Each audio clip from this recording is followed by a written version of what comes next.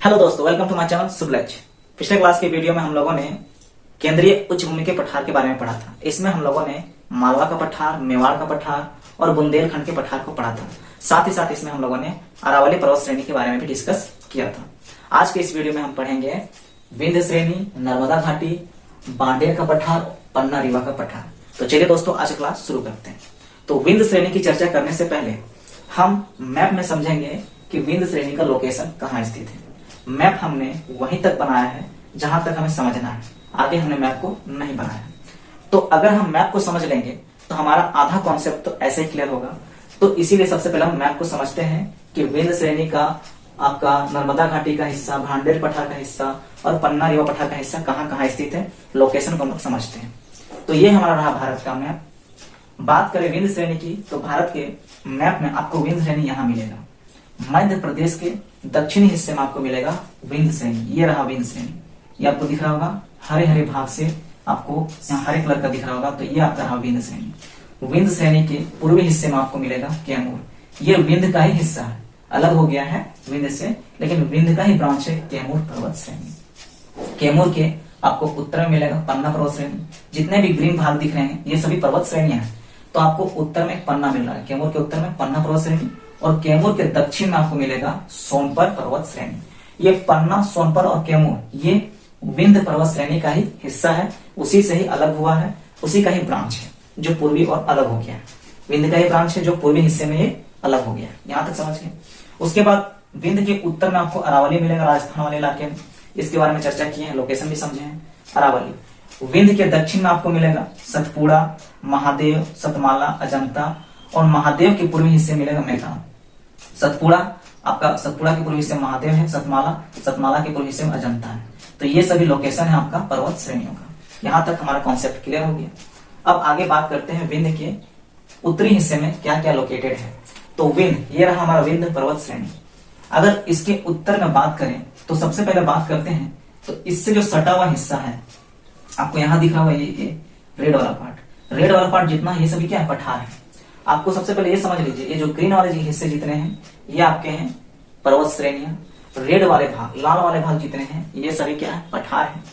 और जो ये ब्लू वाले भाग जितने दिख रहे हैं ये सभी क्या है, नदियां हैं। कॉन्सेप्ट के लिए अब समझते हैं। तो ये हमारा जो ग्रीन वाला भाग है ये हमारा विंध्य पर्वत श्रेणी। इसी के सटे हुए भाग में एमपी, मध्य प्रदेश में आपको मिलेगा विंध्याचल पठार। हालांकि विंध्याचल पठार जो है वो मालवा का हिस्सा है, लेकिन सभी तो ये मालवा का हिस्सा है, मेवाड़ का रहे चाहे बुंदेलखंड का है, ये सभी मालवा का ही हिस्सा है। लेकिन क्षेत्रीय स्थानों के नाम के कारण ये अलग हो जाते हैं। इनका क्षेत्रीय स्थान में नाम चेंज हो जाता है, नाम अलग है लेकिन काम वही है, मालवा जो है वही है। जितना फीचर्स मालवा का है सेम सबका फीचर्स वैसा ही है, और मालवा ही कहा जाता है संपूर्ण रूप से इसको। लेकिन क्षेत्रीय इलाके हैं तो क्षेत्रीय नाम के आधार पर इसका नाम अलग अलग हो जाता है। कहीं पे विंध्याचल कहा गया, कुछ हिस्से में मेवाड़ कहा गया, कुछ हिस्से में बुंदेल कहा गया, कुछ हिस्से में मालवा कहा गया, लेकिन है पूरा मालवा वाला क्षेत्र। तो विंध्य से सटा हुआ जो है ये आपका रहा विंध्याचल। विंध्याचल के सबसे ऊपर यानी उत्तर की ओर आपको मालवा मिलेगा, एमपी वाला मालवा। मालवा के इधर आपका पश्चिम की ओर जो अरावली से सटा हुआ है ये आपका रहा मेवाड़ का हिस्सा। उसके बाद मालवा से आपका इधर किधर, पूर्वी ओर बुंदेलखंड का पठार मिलेगा, बुंदेलखंड का पठार पूर्वी ओर में। जो पन्ना जो पर्वत श्रेणी उसका ऊपरी हिस्सा, पन्ना पर्वत श्रेणी का ऊपरी हिस्सा बुंदेलखंड का पठार। और पन्ना और कैमूर ये जो पर्वत श्रेणियां, इनके बीच में आपको दो पठार देखने को मिलेंगे। पहला मिलेगा भांडेर पठार, ये वाला, ये पूरा हिस्सा आपको मिलेगा भांडेर पठार का। इसके पूरब में मिलेगा आपको पन्ना रीवा पठार। कौन सा, पन्ना रीवा पठार इसके पूरब में। उसके बाद पन्ना रीवा पठार के पूरब में आपको मिलेगा बघेलखंड का पठार, और बघेलखंड के पठार के पूरब में मिलेगा आपको छोटा नागपुर का पठार। यहाँ तक कॉन्सेप्ट क्लियर। यानी विंध्य के उत्तर में कहाँ क्या लोकेटेड है ये हमें समझ में आ गया। अब विंध्य के दक्षिण की बात करते हैं। विंध्य पर्वत श्रेणी के दक्षिण में बात करें तो दक्षिण में आपको मिलेगा सतपुड़ा पर्वत श्रेणी, और सतपुड़ा पर्वत श्रेणी के पूर्वी हिस्से में इसी के समानांतर आपको मिलेगा महादेव पर्वत श्रेणी। और सतपुड़ा और विंध्य इन दोनों के बीच में एक नदी बहती है इसके भ्रंश घाटी में, जिसका नाम है नर्मदा। और ये नर्मदा कहाँ से बहती है, तो ये नर्मदा बहती है महादेव के पूर्वी हिस्से में एक पर्वत है मेकाल पर्वत श्रेणी। मेकाल पर्वत श्रेणी का जो विस्तार है वह है उत्तर से दक्षिण की ओर। बाकी जितने भी पर्वत श्रेणियां हैं उनका विस्तार आपको मिलेगा पूरब से पश्चिम की ओर, यानी इस तरीके से। लेकिन मेकाल का विस्तार आपको उत्तर से दक्षिण की ओर मिलेगा इस तरीके से। तो मेकाल से ही निकलता है, मेकाल का ही एक हिस्सा है, एक स्थान अमरकंटक, वहीं से आपको नर्मदा नदी निकलती है।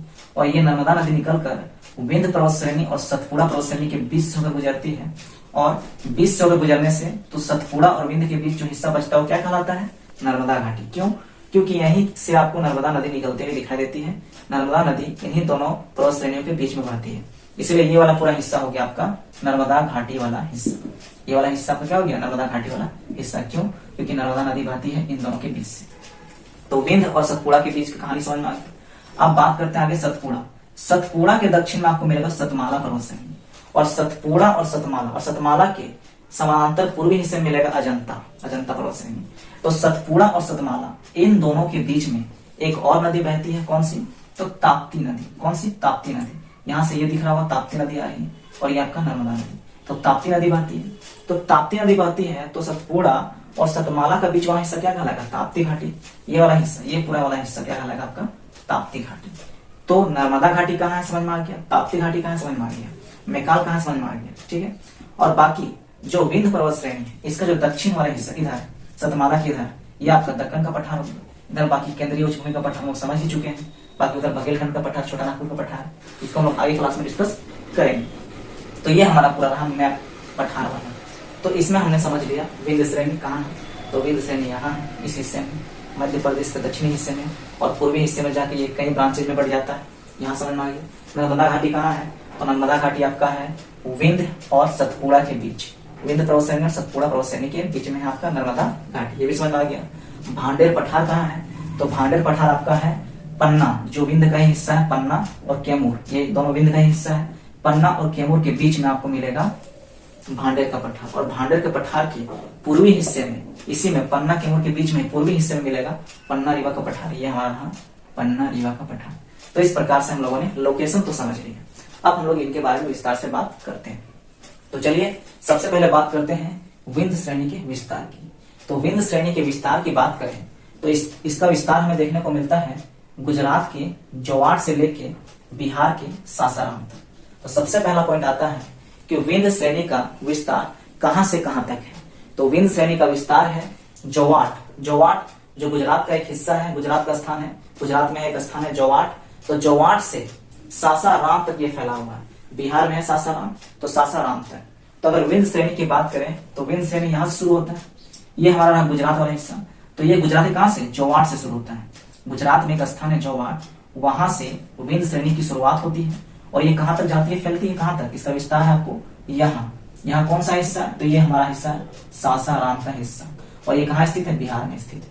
तो सबसे पहला पॉइंट हमारा क्लियर हो गया कि विंध्य श्रेणी का विस्तार कहां से कहां तक है। तो जोवाट गुजरात से आपका सासाराम बिहार तक इसका विस्तार हमें देखने को मिलता है। ये पहला पॉइंट। आगे बात करते हैं। लगभग 1200 किलोमीटर लंबी श्रेणी है जो विंध्य श्रेणी है। ये जोवाट गुजरात से लेके सासाराम बिहार तक फैला है। विस्तार तो समझ में आ गया, लेकिन इसका विस्तार कितना है? इसका कुछ तो विस्तार होगा किलोमीटर में। इसका कितना दूरी है, ये कितने दूर तक फैला हुआ है, ये तो समझ में आ गया स्थान कि ये इस स्थान से इस स्थान तक फैला हुआ है। यानी इधर जोवाट, पश्चिमी हिस्से में जोवाट से पूर्वी हिस्से में सासाराम तक फैला है। लेकिन इसके बीच का डिस्टेंस कितना है? तो यह लगभग 1200 किलोमीटर लंबा है। इसके बीच का जो डिस्टेंस है, इसके बीच की जो दूरी है, वह लगभग 1200 किलोमीटर है। क्या है? लगभग 1200 किलोमीटर।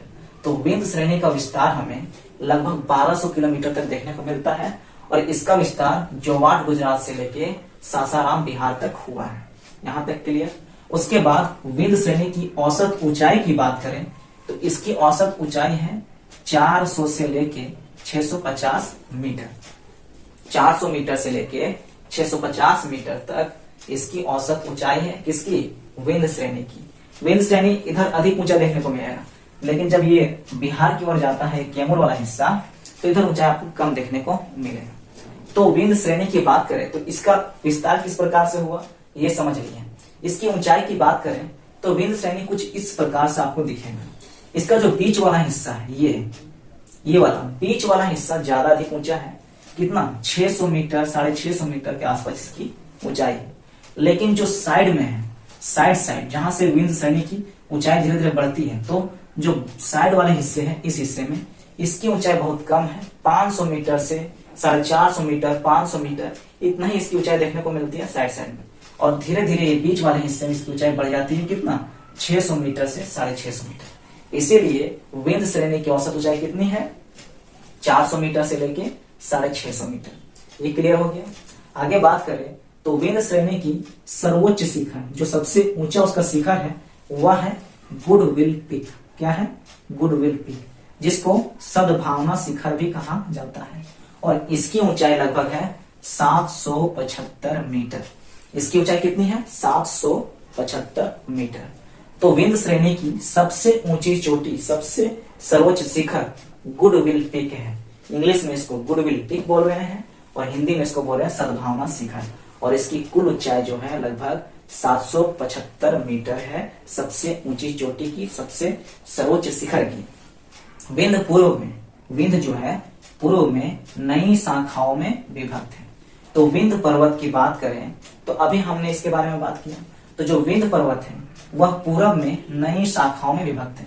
किस प्रकार से विभक्त है, तो ये हमारा इधर से तो विंध्य, पश्चिम की ओर सिंगल है विंध्य। ये हमारा रहा विंध्य, जो पश्चिमी वाला हिस्सा है इसका वो सिंगल है, अकेला विंध्य है। लेकिन जैसे जैसे ये फैलते जा रहा है और ये पूर्वी हिस्से में जैसे जा रहा है तो ये कई ब्रांचेज में बढ़ जाता है। जैसे इसका एक ब्रांच हो गया पन्ना, कैमूर, पारसनाथ। पारसनाथ भी किसका, विंध्य का एक ब्रांच माना जाता है। और सोनपुर, सॉरी सोनपर है।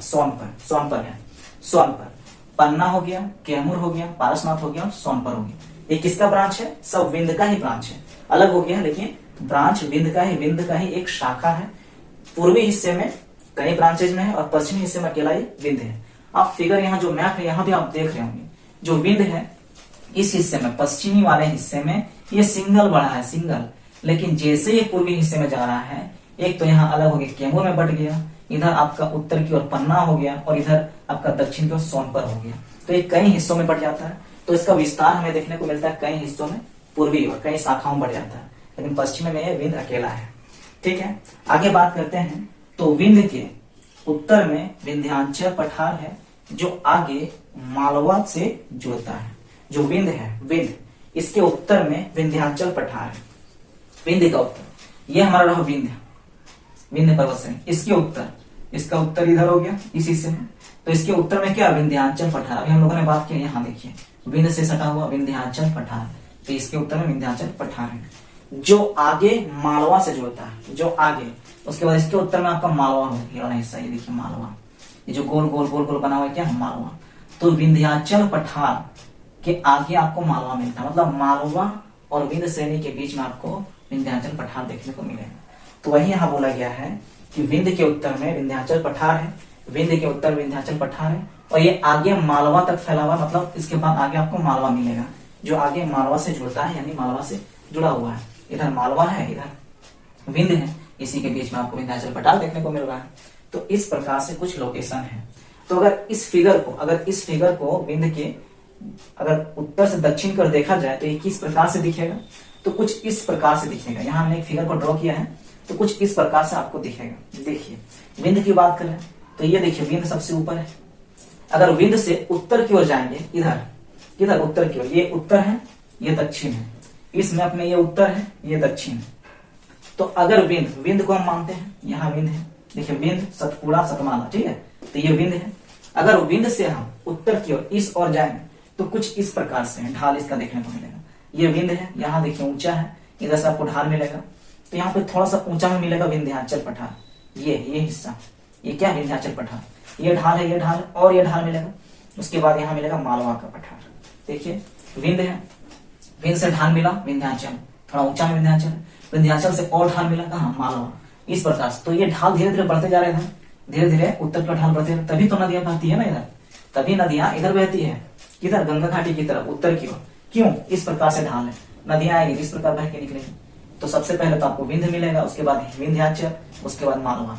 ठीक है, यहाँ पे समझ में आ गया, ये उत्तर वाला। अब विंध्य के दक्षिण की बात करते हैं। तो विंध्य के दक्षिण में आपको यहाँ देखिए विंध्य और सतपुड़ा, इन दोनों के बीच में क्या मिल रहा है, घाटी, कौन सा, नर्मदा घाटी। तो देखिए यहाँ विंध्य है, इसके दक्षिण, इधर दक्षिण की ओर जा रहे हैं, इधर दक्षिण की ओर बढ़ रहे हैं, विंध्य और सतपुड़ा। विंध्य के दक्षिण में क्या है, सतपुड़ा है, और सतपुड़ा, ये दोनों के बीच में क्या है, नर्मदा घाटी। देखिए यहाँ आपको नर्मदा घाटी दिख रहा है। इन दोनों के बीच में क्या नर्मदा घाटी, यहाँ से नर्मदा नदी बहती है। अब आगे बात करते हैं। उसके बाद सतपुड़ा, सतपुड़ा और सतमाला, सतपुड़ा और सतमाला के बीच में क्या है, एक और घाटी है, कौन सा, ताप्ती घाटी। तो सतपुड़ा है, इसके दक्षिण में क्या है, सतमाला, दक्षिण में सतमाला, इन दोनों के बीच में एक और घाटी है, ताप्ती घाटी। कौन सी घाटी है, ताप्ती घाटी। यहाँ कोई घाटी दिख रही है, ताप्ती घाटी। उसके बाद सतमाला, सतमाला के बाद फिर आपको इधर आपको ढलान मिलेगा, क्योंकि इधर की नदियां किधर, इधर बहती है, इस और इधर ढाल है, इधर नदियां बहती है, किधर आती है, बंगाल खाड़ी, क्योंकि इधर बंगाल खाड़ी, तो इधर ढलती है सारी नदियां। तो देखिए सतमाला के बाद आपको यहाँ ढाल मिलेगा, यहाँ तो घाटी घाटी, अब सतमाला के बाद देखिए इस प्रकार से यहाँ से आपको धीरे धीरे ढाल मिलेगा इधर, और इधर आपको क्या मिलेगा, दक्कन का पठार। देखिए सतमाला के बाद इधर क्या है, दक्कन का पठार है, तो इधर आपको दक्कन मिलेगा, तो इस प्रकार ढाल। तो कुछ इस प्रकार से आपको दिखलाई पड़ेगा उत्तर से दक्षिण की जो है, जो जमीन है, जो भूमि है, कुछ इस प्रकार से होगी। विंध्य के बाद इधर ऊंचा विंध्य में रहेगा, फिर धीरे धीरे उत्तर की ओर जाएंगे तो ढाल मिलेगा, फिर आपको विंध्य सतपुड़ा के बीच घाटी मिलेगा, सतपुड़ा की सतमाला के बीच फिर घाटी मिलेगा, और सतमाला के बाद फिर इधर आपको इधर पठार की और आपको ढाल देखने को मिलेगा। तो इस प्रकार से आपका ये उत्तर से दक्षिण तक इसका विस्तार है। यहाँ हमने मैप में समझा लोकेशन, उसके बाद भूमि का किस तरह का इसका ढांचा स्ट्रक्चर है, ये हमने यहाँ से समझ लिया, और हम लोगों ने विस्तार को भी समझ लिया कि ये जोवाट से सासाराम तक फैला हुआ है। इसका जो कुल दूरी है लगभग 1200 किलोमीटर तक फैला हुआ है, और इसकी औसत ऊंचाई है 400 से 650 मीटर, और इसका जो सबसे ऊंचा जो चोटी है, सर्वोच्च शिखर, उसका नाम है गुडविल पीक, जो सद्भावना शिखर के नाम से भी जाना जाता है। लगभग 775 मीटर तक इसकी ऊंचाई हमें देखने को मिलती है। और विंध्य जो पर्वत है ये पूरब में जैसे से जाता है, कई ब्रांचेज में बढ़ जाता है, पन्ना, कैमूर, पारसनाथ, सोनपर, ये विंध्य का ही ब्रांच है। तो इस प्रकार से हम लोगों ने विंध्य के बारे में समझा। तो अभी हम लोगों ने बात किया कि विंध्य श्रेणी, नर्मदा घाटी, भांडेर पठार और पन्ना रीवा पठार, ये सभी कहाँ लोकेटेड है, और इसे हम लोगों ने भारत के मैप से समझा। लेकिन ये सभी विशेषकर मध्य प्रदेश वाले क्षेत्र में इनका विस्तार हमें देखने को मिलता है। किसका, तो विंध्य श्रेणी का, नर्मदा घाटी का, भांडेर का पठार का और पन्ना रीवा पठार का। इन सभी का जो क्षेत्र विस्तार है, उसका अधिकतम जो क्षेत्र हमें विस्तार देखने को मिलता है वह मध्य प्रदेश में देखने को मिलता है। तो अब हम समझते हैं कि मध्य प्रदेश में इनका विस्तार किस प्रकार से हुआ है। तो ये हमारा रहा मध्य प्रदेश का मैप। ये जो दिख रहा है इसको आप मान लीजिए कि ये आपका मध्य प्रदेश का मैप है। मध्य प्रदेश के मैप में देखें तो जो इधर है आपका पूर्वी और आपका छत्तीसगढ़ है, पश्चिमी और आपका गुजरात है, उत्तर की ओर उत्तर प्रदेश है, दक्षिण की ओर महाराष्ट्र है, और उत्तर पश्चिम की ओर आपका राजस्थान है। 1 2 3 4 5 यानी 5 राज्यों के साथ मध्य प्रदेश अपनी सीमा को साझा करता है। कौन कौन से, उत्तर प्रदेश, छत्तीसगढ़, महाराष्ट्र, गुजरात और राजस्थान। तो ये हमारा हो गया उत्तर प्रदेश का मैप। अब इसमें हम समझते हैं कि विंध्य श्रेणी कहाँ है। तो आपका विंध्य श्रेणी ये रहा, मध्य प्रदेश में विंध्य श्रेणी आपका इस हिस्से में है। ये जो ब्लैक वाला पार्ट दिख रहा होगा ये आपका विंध्य श्रेणी है। इसके आपके दक्षिण में आपको यहाँ सतपुड़ा दिख रहा होगा, और सतपुड़ा के इधर आपको ये मैकाल दिख रहा होगा, और विंध्य का ही ये जो हिस्सा है ब्रांचेज पूर्वी और पन्ना, कैमूर और सोनपर, ये सभी दिख रहे होंगे। तो ये हमारा रहा विंध्य, ये विंध्य के ब्रांच पन्ना, कैमूर और सोनपर, और इधर दक्षिण की ओर सतपुड़ा, और ये जिसका विस्तार उत्तर से दक्षिण की ओर हुआ है ये मैकाल। तो ये सभी जो ब्लैक वाले पार्ट दिख रहे हैं ये सभी पर्वत श्रेणियां हैं। तो यहाँ तक हमारा क्लियर। अब बात करें तो अब यहाँ आप समझिए, तो ये जो विंध्य है, विंध्य का जो सबसे ऊपर में जो आपका उत्तर की ओर दिख रहा है ये रेड वाला पार्ट, ये हमारा रहा विंध्याचल पठार। क्या, विंध्याचल पठार मालवा का ही हिस्सा है, लेकिन इसका क्षेत्रीय नाम के कारण ये अलग हो गया। क्या कहलाया, विंध्याचल पठार कहलाया। और विंध्याचल पठार के जस्ट आगे, जस्ट उत्तर में आपको ये जो ग्रीन वाला हिस्सा दिख रहा है ये आपका मालवा का पठार। क्या है, मालवा का पठार। और मालवा के पठार के इधर राजस्थान वाले साइड में आपको इससे सटा हुआ आपको मेवाड़ दिखेगा। मेवाड़ कुछ ही हिस्सा में है, एमपी के कुछ हिस्से में मेवाड़ है, बाकी जो हिस्सा वो राजस्थान में पड़ता है। उसी प्रकार से ये वाला हिस्सा, ये जो रेड वाला पार्ट, यहाँ आपको ये वाला पार्ट दिखा राजस्थान वाला, ये मेवाड़, ये आपका जो रेड वाला पार्ट यहाँ है, यहाँ से ये आपका हो गया बुंदेलखंड का पठार, जिसमें मध्य प्रदेश का भी हिस्सा आता है और इधर आगे उत्तर प्रदेश वाला भी हिस्सा आएगा। मध्य प्रदेश का 4 जिला पड़ता है और उत्तर प्रदेश का 5 जिला पड़ता है बुंदेलखंड का पठार। उसके बाद आगे बात करते हैं तो ये पन्ना और ये कैमूर, इन दोनों के बीच में हमें 2 पठार देखने को मिलते हैं। पहला तो है ये भांडेर का पठार और दूसरा ये है पन्ना रीवा का पठार। भांडेर के पूर्वी हिस्से में पन्ना रीवा का पठार। उसके बाद कैमूर के नीचे आपको देखने को मिलता है, यानी दक्षिण की ओर सोनपर, जो विंध्य का ही हिस्सा है, विंध्य का ही ब्रांच है। तो इस प्रकार से ये सभी आपका मध्य प्रदेश में फैला हुआ है। विंध्य श्रेणी, यहाँ पे आपका विंध्य श्रेणी, नर्मदा घाटी, तो नर्मदा घाटी ये रहा, विंध्य श्रेणी और सतपुड़ा, इसके बीच में हमारा नर्मदा घाटी देखने को मिलता है। और नर्मदा नदी कहाँ से बहती है, तो मैकाल के अमरकंटक से। भांडेर पठार आपका ये रहा, भांडेर पठार, और पन्ना रीवा पठार ये रहा।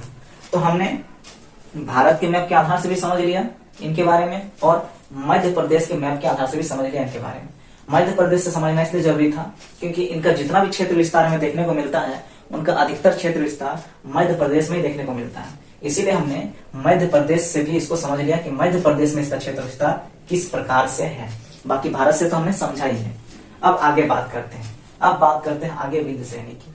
तो विंध्य श्रेणी की बात करें तो विंध्य एक जल विभाजक है। क्या है, जल विभाजक है। अगर आपने पहले का क्लास देखा होगा तो उसमें भी हमने कई बार बताया है कि विंध्य जो पर्वत श्रेणी है वह एक जल विभाजक है, जल विभाजक का कार्य करता है। ये किस प्रकार से जल विभाजक का काम करता है, तो ये हमारा रहा विंध्य श्रेणी। तो विंध्य श्रेणी के जो उत्तर की ओर पठार है, उसकी जितनी भी नदियां हैं, उनका जो बहाव होता है वह उत्तर की ओर होता है, इस प्रकार से, इस दिशा में। किधर, तो आपका गंगा घाटी की तरफ, यानी यमुना नदी तंत्र, गंगा नदी तंत्र, इधर आपको मिलेगा यहाँ की नदियों का बहाव। यानी विंध्य के ऊपर में, यानी उत्तर में जितनी भी नदियां होंगी इस पठार में, उत्तर वाले पठार में विंध्य के जितनी भी नदियां हैं, उनका जो ढाल है, नदियों का ढाल, नदियों का बहाव आपको उत्तर की ओर देखने को मिलेगा। और विंध्य के दक्षिण में जो पठार है, उनकी जितनी भी नदियां हैं, उनका ढाल आपको मिलेगा दक्षिण की ओर, इधर, इस और दक्षिण की ओर, यानी दक्षिण की ओर बहेंगी। तो उत्तर वाली नदियां जो है, विंध्य के उत्तर वाली नदियां, वो उत्तर की ओर जाएंगी, यानी गंगा नदी तंत्र की ओर जाएंगी। और जो विंध्य के नीचे दक्षिण में जो नदियां हैं, वो दक्षिण की ओर जाएंगी, किधर, बंगाल की खाड़ी की ओर जाएंगी। तो यहाँ से जो नदियों का बहाव है, नदियों का ढाल है, वो अलग हो जाता है। इधर की नदियां उत्तर की ओर और इधर की नदियां दक्षिण की ओर। इस वजह से विंध्य को क्या कहा गया है, जल विभाजक। विंध्य क्या करता है, जल का विभाजन करता है, जल का विभाजक कहा गया है विंध्य पर्वत श्रेणी को। इससे, किससे, विंध्य से उत्तर जाने वाली नदियां गंगा घाटी में जाती हैं। तो अभी हमने बात की कि विंध्य से उत्तर की ओर जो नदियां जाती हैं, विंध्य से उत्तर जाने वाली नदियां कहाँ जाती है, गंगा घाटी की ओर। किधर, गंगा घाटी आपको इधर देखने को मिलेगा, इस ओर। तो ये गंगा घाटी की ओर जाती है। विंध्य से उत्तर की ओर जाने वाली नदियां, ये सभी जो उत्तर की ओर नदियां जाती है, ये कहाँ जाती है, गंगा घाटी की ओर। और विंध्य से इधर दक्षिण की ओर जाने वाली नदियां, इधर दक्षिण की ओर जाने वाली नदियां, वो कहाँ जाती है, वो बंगाल की खाड़ी में जाती है, इस वाले क्षेत्र में, इधर आपका बंगाल की खाड़ी वाले क्षेत्र में जाती है। नर्मदा ताप्ती अरब सागर में जाती है। अभी विंध्य से बात की, विंध्य से उत्तर की नदियां, उत्तर की ओर जाने वाली नदियां गंगा घाटी की ओर, और नर्मदा और ताप्ती ये दोनों नदियां भ्रंश घाटी में बहती है, इसलिए किधर जाती है, तो अरब सागर। इधर आपका अरब सागर है, तो ये नदियां आपका अरब सागर में बहती है, अरब सागर में जाती है। आगे बात करें गोदावरी और महानदी की, तो गोदावरी और महानदी बंगाल की खाड़ी की ओर आती है। जो ये दक्षिण की वाली नदियां हैं, दक्षिण साइड वाली, ये गोदावरी है। तो गोदावरी और महानदी ये बंगाल की खाड़ी की ओर आती है। तो विंध्य से उत्तर की ओर नदियां, विंध्य से उत्तर की ओर बहने वाली नदियां गंगा घाटी में जाती है। विंध्य से दक्षिण की ओर बहने वाली नदियां, यानी गोदावरी, महानदी जैसी नदियां बंगाल की खाड़ी में जाती है। और भ्रंश घाटी में नर्मदा और ताप्ती बहती है, जो अरब सागर में जाती है, अरब सागर की ओर जाती है। तो यहां से हमें यह समझ में आ गया कि विंध्य एक जल विभाजक है, यह जल विभाजन का काम करता है। अब हम समझते हैं कि विंध्य से कौन कौन सी नदियां निकलती है। तो बात करते हैं आगे विंध्य से निकलने वाली नदियों की। तो विंध्य से निकलने वाली नदियों की बात करें तो सबसे पहले हम बात करते हैं विंध्य की। तो ये हमारा रहा विंध्य, ये हमारा विंध्य पर्वत श्रेणी रहा। विंध्य का ही ब्रांच रहा ये आगे पूर्वी और कैमूर का, कैमूर वाला हिस्सा, तो कैमूर पर्वत श्रेणी, विंध्य पर्वत श्रेणी। और ये उत्तर से दक्षिण जिसका विस्तार में देखने को मिलता है, ये हमारा मैकाल, मैकाल पर्वत श्रेणी। ये 3 पर्वत श्रेणियां हैं। अब यहां से हम बात करते हैं तो सबसे उत्तर में हमें दिखेगी गंगा, गंगा नदी। उसके बाद यमुना, जो गंगा की सहायक नदी है, ये इधर से आती है और यहाँ पे गंगा से यहाँ पे मिल जाती है इस हिस्से में। तो सबसे उत्तर में गंगा है, उसके बाद यमुना। अब गंगा और यमुना में ही सभी नदियां मिलती हैं, जो नदियां विंध्य श्रेणी से निकलती हैं। तो विंध्य श्रेणी से निकलने वाली नदी में सबसे पहला नाम आता है किसका, चंबल का। चंबल नदी निकलती है विंध्य से, इस हिस्से से। तो विंध्य में एक हिस्सा, एक जगह, एक स्थान है जिसका नाम है जान पावा। क्या नाम है, जान पावा। तो जान पावा से, विंध्य के जान पावा से निकलती है चंबल नदी, और ये निकल के इधर से होते हुए यमुना में जाके मिल जाती है, यानी ये यमुना की सहायक नदी है। कौन? आपका चंबल यमुना की सहायक नदी है। और चंबल की भी 4 सहायक नदियां हैं, जिनमें से 3 सहायक नदियां विंध्य से निकलती है। पहला है क्षिप्रा, दूसरा है काली सिंध और तीसरा है पार्वती। ये तीनों नदियां भी विंध्य से ही निकलती है। जो चंबल की सहायक नदी है और चंबल यमुना की सहायक नदी, और एक और सहायक नदी है चंबल की, वो है बनास। और बनास निकलती है अरावली पर्वत श्रेणी से, जो इधर राजस्थान वाले क्षेत्र में है। तो अरावली पर्वत श्रेणी से बनास निकलती है। चंबल, क्षिप्रा, काली सिंध और पार्वती आपका विंध्य से निकलती है। और ये सभी कहाँ पे? यमुना में जाके मिलती है। सबसे पहले ये तीनों तो मिलती है चंबल में, चंबल जाके मिलती है यमुना में। ये क्लियर हो गया। आगे बात करते हैं। तो एक और नदी है, अगला है सिंध। सिंध नदी भी निकलती है आपका विंध्य से और ये यमुना में जाके मिलती है। और एक और नदी है बेतवा। बेतवा भी निकलती है आपका विंध्य से और ये भी यमुना में जाके मिल जाती है, यानी यमुना की ही सहायक नदी है। और यमुना की एक सहायक नदी है धासन, ये भी विंध्य से निकलती है। तो विंध्य से आपका चंबल, क्षिप्रा, काली सिंध, पार्वती, सिंध, बेतवा, ये सभी धासन, ये सभी आपका विंध्य पर्वत श्रेणी से निकलते हैं। और जो बनास है वह अरावली पर्वत श्रेणी से निकलती है। और इन सभी नदियों की जो दिशा वो किधर? उत्तर की ओर है। किधर? गंगा घाटी की ओर है। किधर है? गंगा घाटी की ओर है।